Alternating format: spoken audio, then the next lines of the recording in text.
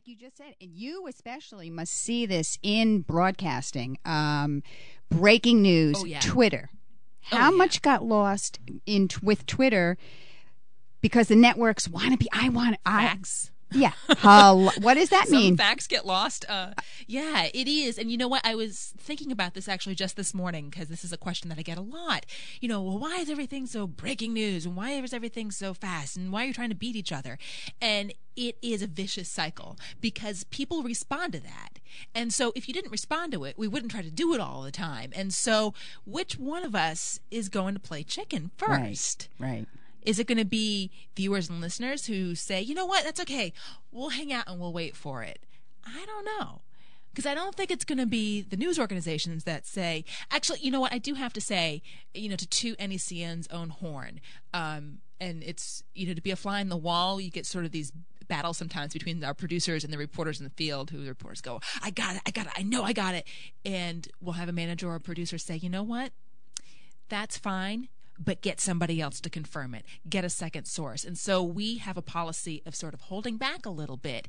And it's frustrating when you're in the field and you have the reporter next to you going on the air or tweeting it, knowing that they've got the same source that you do. But we as an organization want to play it a little bit more responsibly. And there was an interesting it was actually a reception last week for local media in Boston put on by some of the companies down there, thanking the local media for their handling of the marathon explosions, in contrast to the national networks who flew in, landed their planes, came in from Washington or New York, and started just putting anything out there without getting that second confirmation, without taking that extra couple of minutes.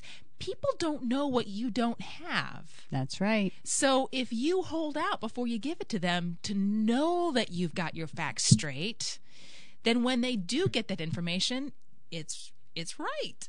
Yeah, but it's difficult now. You brought up a very good point. As a viewer, watching what the Boston bombings, I mean, it played out in so many different ways, and people, as a viewer, I was like, oh my God, my girls were there. One was at the Red Sox game, and fortunately, my younger daughter had